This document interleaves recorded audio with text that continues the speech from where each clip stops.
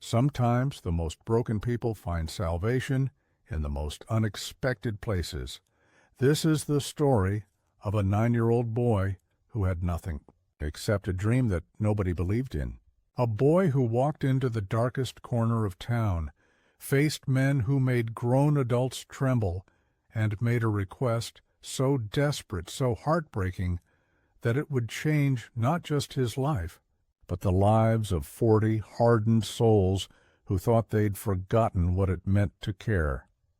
What happened next at that elementary school science fair didn't just shock the entire community.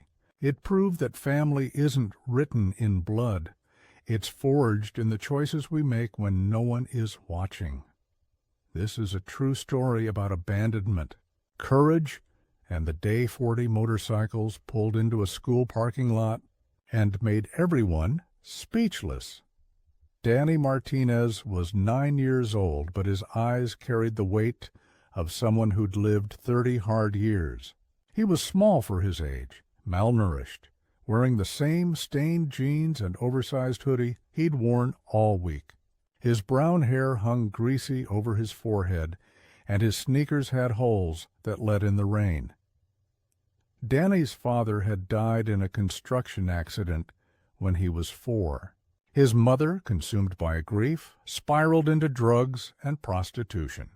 By the time Danny turned 7, she'd abandoned him entirely, moving to another city with a boyfriend, leaving Danny with his Aunt Carol in a run-down apartment on the wrong side of town. Aunt Carol provided the bare minimum: a mattress on the floor, occasional meals, and a roof. But there was no love, no warmth, no encouragement. She saw Danny as a burden, one more mouth to feed when she could barely afford her own cigarettes. At school, things were no better. Danny was the target, the kid with no lunch money, no clean clothes, no parents at pickup. A group of boys led by hulking 6th grader named Tyler made Danny's life a living nightmare. They'd corner him after class, shove him into lockers, steal whatever meager belongings he had. The teachers either didn't notice or didn't care, but Danny had one escape, one thing that the cruelty of life couldn't touch: science. In the school library, while other kids played, Danny read every book on electronics, physics, and engineering he could find. He'd collect broken radios from dumpsters, salvage wires from discarded appliances, and spend hours in the apartment building's basement workshop, a forgotten room where the superintendent let him tinker in exchange for helping with repairs. Science was Danny's language, the only place where things made sense, where if you followed the rules, things worked. Unlike life, where nothing worked no matter what you did right. It was a cold Tuesday afternoon in late October when everything changed. Danny stayed after school to work on his science fair project, a renewable energy converter he'd been building for months. It used recycled electronics to capture and store kinetic energy, turning motion into usable electricity. For a 9-year-old, it was remarkable. Genius level even, but there was a problem. To demonstrate the project at the school science fair, Danny needed certain materials, lithium batteries and a small electrical capacitor that required parental permission. School policy: no exceptions. Mrs. Henderson, his science teacher, had pulled him aside that morning. "Danny, the fair is tomorrow. I need a parent or a guardian's signature on this form, or you can't present your project." Danny had stared at the permission slip like it was a death sentence. Aunt Carol wouldn't come. She'd made that clear. "I ain't got time for school nonsense," she'd said when he asked. More than the permission, though, Danny wanted something deeper, something he'd never had. He wanted someone to be proud of him, just once.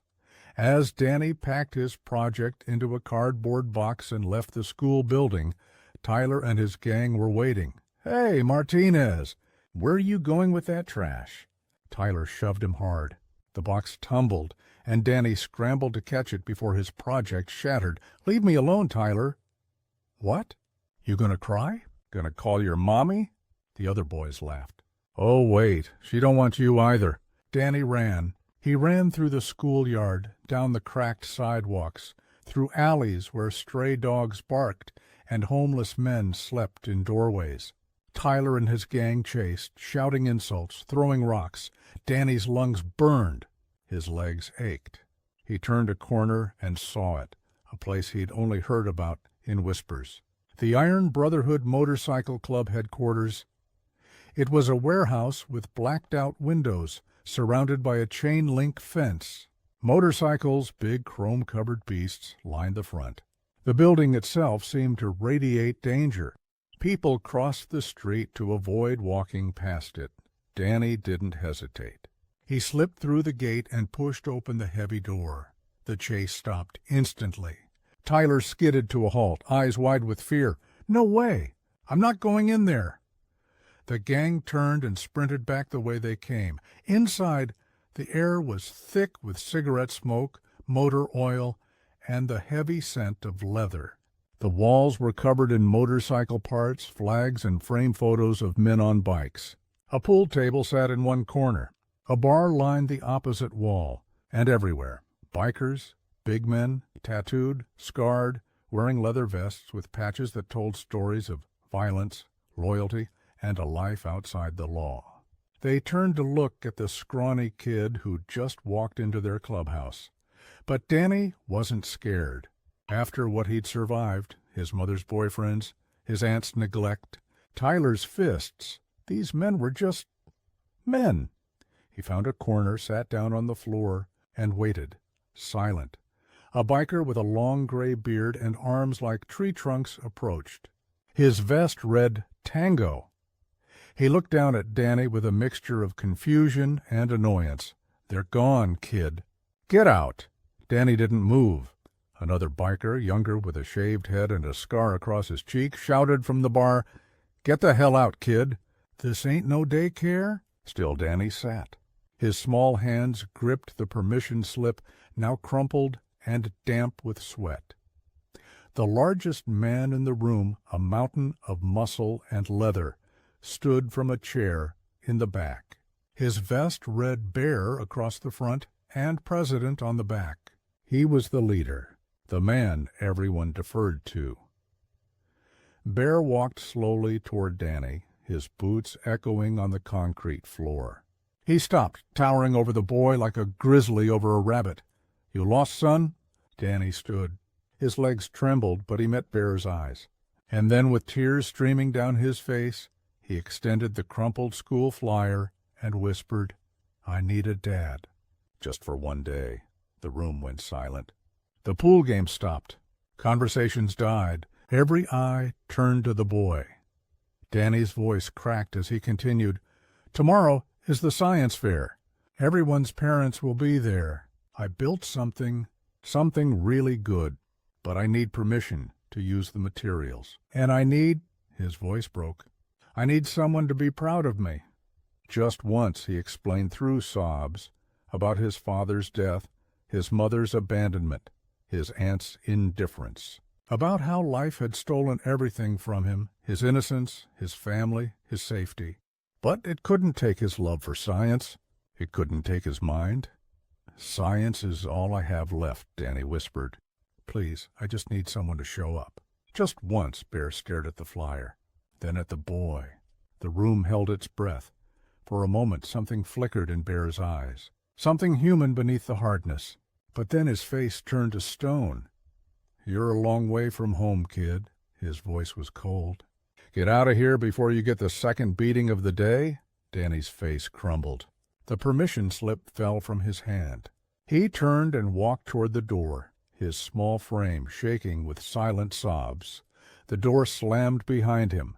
Inside, the bikers returned to their games, their drinks, their conversations. But Bear stood frozen, staring at the crumpled flyer on the floor. Tango walked over. "That was rough, boss." Bear didn't respond. He bent down, picked up the flyer, and read it. Lincoln Elementary School Science Fair. Thursday, October 24th, 2 p.m. Bear folded the paper and slipped it into his vest pocket. "Call church, now." Church was what the club called their mandatory meetings. Within 20 minutes, every member of the Iron Brotherhood was gathered. Bear stood before them, the flyer in his hand. "We got a situation." He told them about Danny, about the request, about the look in that kid's eyes. "That boy's been through hell," Bear said, his voice rough. "And all he wants is for one person, just one, to show up for him." "To give a damn?" He paused, looking around the room at these hardened men, criminals, outcasts, men society had written off. "When's the last time someone showed up for any of us?" The room was silent. "I say we ride tomorrow, all of us. We show that kid what brotherhood really means." Tango grinned. "I'm in," Rusty nodded. "Hell yeah." One by one, every member agreed. 40 bikers, one mission. The next day, Danny arrived at school early. The gymnasium had been transformed, rows of tables displaying student projects, colorful banners hanging from the ceiling, parents milling about with cameras and proud smiles. Danny set up his project alone at table 17. His renewable energy converter sat there, humble but sophisticated. Wires, circuits, a small turbine he'd crafted from a broken fan. It was brilliant, but without the permission form, Mrs. Henderson told him he couldn't demonstrate it. "I'm sorry, Danny. School policy," he nodded, numb. Around him, families gathered. Fathers ruffled their sons' hair. Mothers hugged their daughters.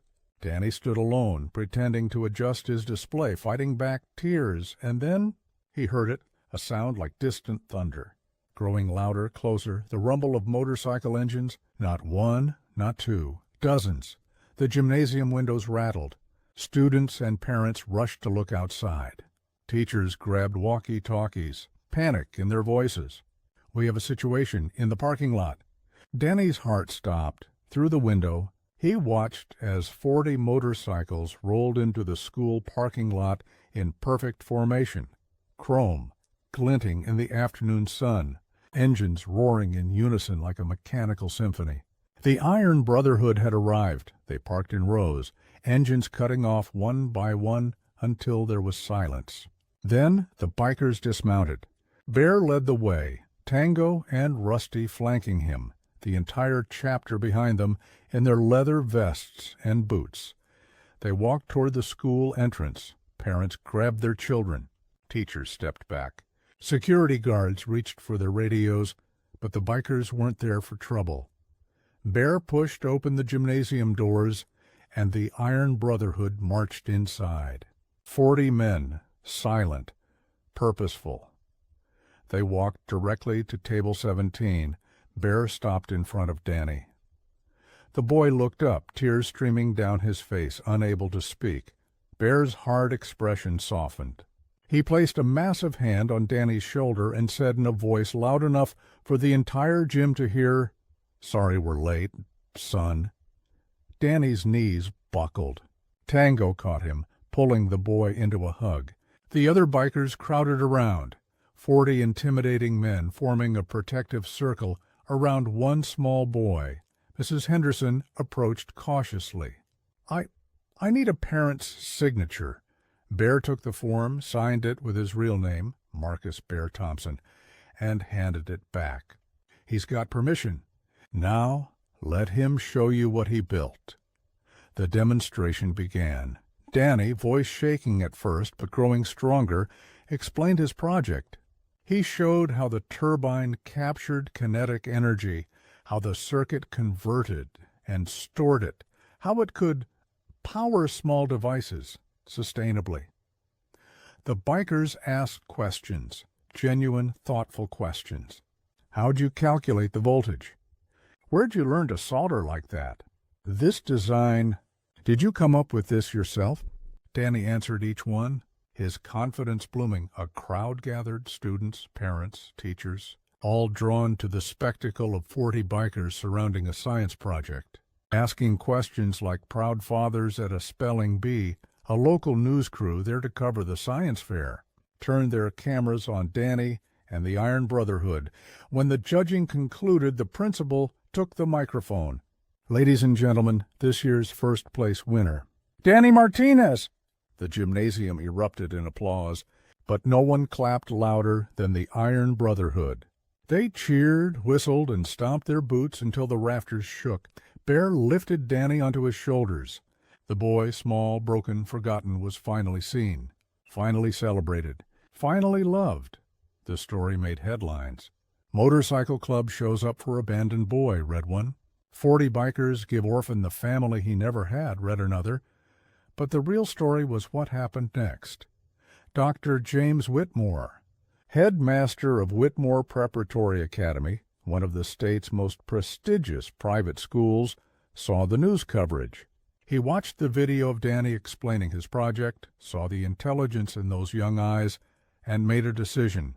He offered Danny a full scholarship. Danny accepted, and the Iron Brotherhood was there every step of the way, helping him with homework, attending parent-teacher conferences, cheering at his graduation.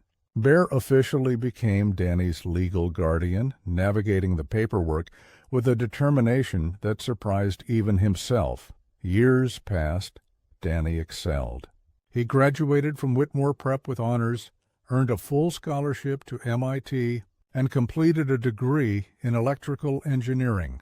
At 27 years old, Dr. Danny Martinez stood at a podium in a crowded auditorium, accepting the prestigious Innovator Award for his work in sustainable energy technology.